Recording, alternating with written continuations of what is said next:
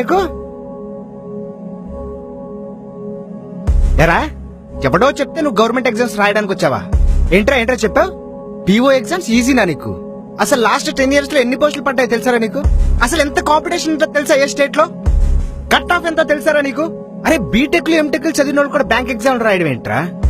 ఏం జరుగుతుందిరా? నువ్వు వండుకున్న కూడు తినకుండా పక్కనోడు కూడు మీద పడతావారా?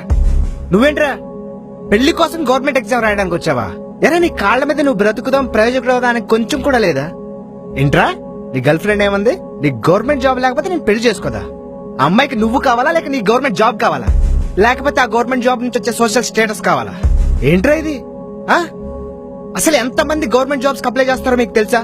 Central, state, UPSC, SBI, IAS, group 1, group 2, SI, constable, MRO, VRO, ఇలా ఇంకా నాకు తెలియని బొచ్చుడున్నాయి.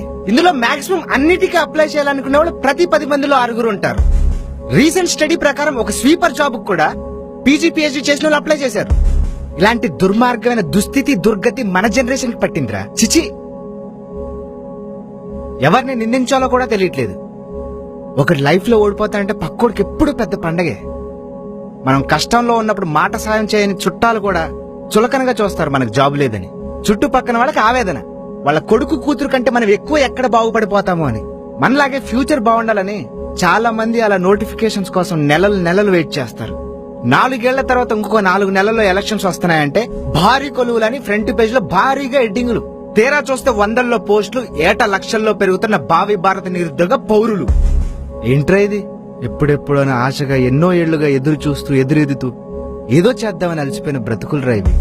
వీళ్ళంతా హైదరాబాద్ లో అమీర్పేట్, కూకట్పల్లి, దిల్సుఖ్ నగర్ లోనో, Vijayawada Besant road, MG road, లబ్బేపేటలోనో, లేకపోతే వాళ్ళకి దగ్గరగా ఉన్న ఊర్లలో ఖమ్మం, నంద్యాల, నెల్లూరు, రాజమండ్రిలోనో కోచింగులు తీసుకుంటూ అయిన వాళ్ళకి దూరంగా సరిపడిన డబ్బులతో, చాలని ఫుడ్ తో, ఇరుకిరుకు గదుల్లో పండగలకి పబ్బాలకి ఇంటికి కూడా వెళ్లకుండా, మరి ఏ విషయం వైపు మనసు మళ్లించకుండా, ఊరికి కుటుంబానికి దూరంగా, కళలకి ఆశయాలకి చాలా దగ్గరగా బ్రతికేస్తున్నావురా. రే మా నాన్న టీచర్ రా, నాకు మా నాన్న టీచర్ అవ్వాలనుంది. డిఎస్సి ఎగ్జామ్ నోటిఫికేషన్స్ కోసం నేను వెయిట్ చేస్తున్నా. ఇప్పటి వరకు ఒక్కసారి కూడా క్వాలిఫై అవ్వాలా. అలా అని నేను ఖాళీగా కూర్చోలేదురా. నా యాప్టిట్యూడ్, రీజనింగ్ ప్రాక్టీస్ కోసం ప్రతి గవర్నమెంట్ ఎగ్జామ్ రాస్తున్నా. అందులో కూడా సెలెక్ట్ అవ్వాలా. ఇది నా దరిద్రమో లేక నా చేతగాంతరమో నాకైతే అర్థం కావట్లా. ఒరే మీకు ఒక కథ చెప్తా. మా ఫ్రెండ్ ఒకడు గవర్నమెంట్ జాబ్ లైఫ్ లో చాలా సీరియస్ గా తీసుకుని ట్రై చేసి లాస్ట్ కి సూసైడ్ చేసుకున్నాడు. దాని తర్వాత అసలు ఎందుకు ఏంటి అసలు ఎందుకు ఇలా చేశాడు అని కనుక్కుంటే, వాళ్ళ ఏరియాలో ఎంత చదివినా, ఏం చదివినా, 10th చదివినా, ఎంసీఏ చదివినా గవర్నమెంట్ జాబ్ ఉన్న వాళ్ళకి మాత్రమే విలువ. పేరున్న పెద్ద పెద్ద కంపెనీల్లో లక్షలు సంపాదించిన వాళ్ళకి విలువ లేదంట.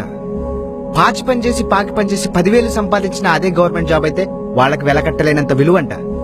ఏంట్రా ఇది?